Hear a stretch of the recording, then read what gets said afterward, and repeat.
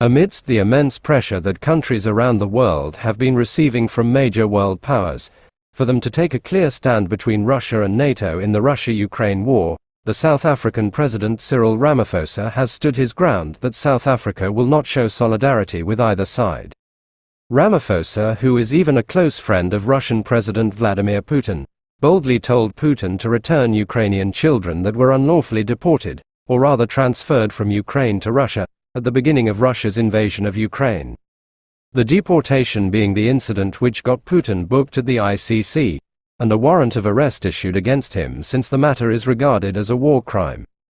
In his address to the nation in the evening of August 20, 2023, on South Africa's foreign policy and the BRICS summit that it was set to host as from August 22 to August 24, President Ramaphosa reiterated that South Africa's foreign policy is pro-non-alignment, and therefore his country will remain that way, even in this conflict in Eastern Europe. He said that, "Our country is committed to a policy of non-alignment and we have resisted pressure to align ourselves with any one of the global powers, or with influential blocs of nations." On why South Africa chose that stand, President Ramaphosa explained that, during the Cold War era, the stability and sovereignty of many African countries was undermined, because of their alignment with the major powers. Therefore, this experience has convinced us of the need to seek strategic partnerships with other countries rather than be dominated by any other country. He went ahead to add that, while some of our detractors prefer overt support for their political and ideological choices, we will not be drawn into a contest between global powers. Instead, our country strives to work with all countries for global peace and development, and it is for this reason that South Africa is a member of the Non-Aligned Movement, a forum of 120 countries that are not formally aligned with or against any major power bloc. He however shared a disclaimer that, our decision not to align with any one of the global powers does not mean that we are neutral on matters of principle and national interest. Our non-aligned position exists alongside our active support for the struggles of the oppressed and marginalized in different parts of the world, and we have always believed that the freedom we won, and the international solidarity from which we benefited, imposes a duty on us to support the struggles of those who continue to experience colonialism and racial oppression. That is why we will continue to support the struggles of the people of Palestine and Western Sahara. He added that, in any case, South Africa is fully committed to the Articles of the United Nations Charter, including the principle which states that all members shall settle their international disputes by peaceful means, and that's even why South Africa participated in the African Initiative to seek peace in the Ukraine-Russia conflict. As a direct address to Vladimir Putin, he said that, through the Africa Peace Initiative, our country continues to be involved in processes to ensure that children who were removed from their homes in Ukraine are returned to their families, and that prisoners of war are exchanged, and continue to be involved in the talks regarding the reopening of the Black Sea, to facilitate the flow of grain. His final point on the same being that, we firmly believe that dialogue, mediation and diplomacy is the only viable path to end the current conflict and achieve a durable peace, because we support the principle of respect for the territorial integrity and sovereignty of all states and peoples. Now, I will be saying quite a lot about this tomorrow night, when we address the issue of BRICS and the role that BRICS is going to play or is playing in our economy, the role we want BRICS to play in the economy of our continent, and the role we want BRICS to play globally.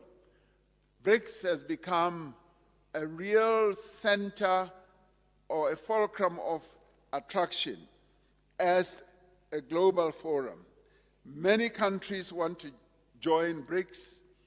They have seen BRICS as being a very progressive formation in the world that deals with issues in a progressive way, in an equitable way, and they want to be part of it. So more than 20 countries have applied to join BRICS, which basically means that as a country we are well positioned, small as we are.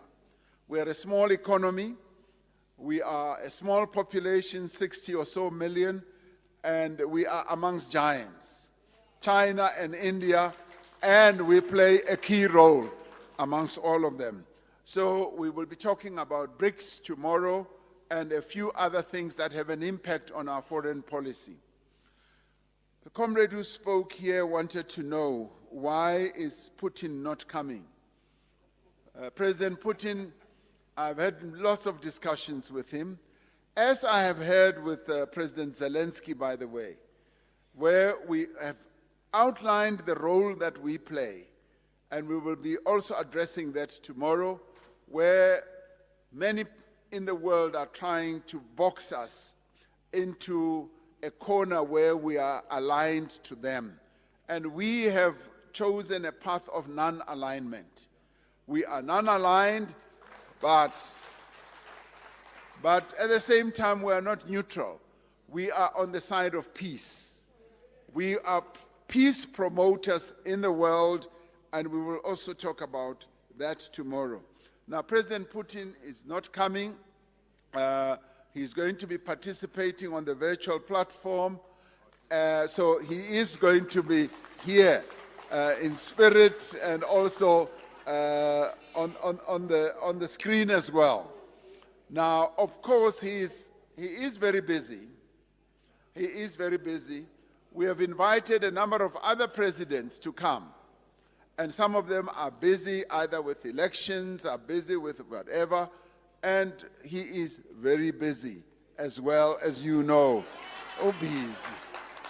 So we will talk about that as well. So on the foreign policy issues, comrades, and I'm glad, Comrade Dada, that you are going to have this forum moment to discuss BRICS. You know, this is the one time where BRICS has become such a topical issue throughout our country.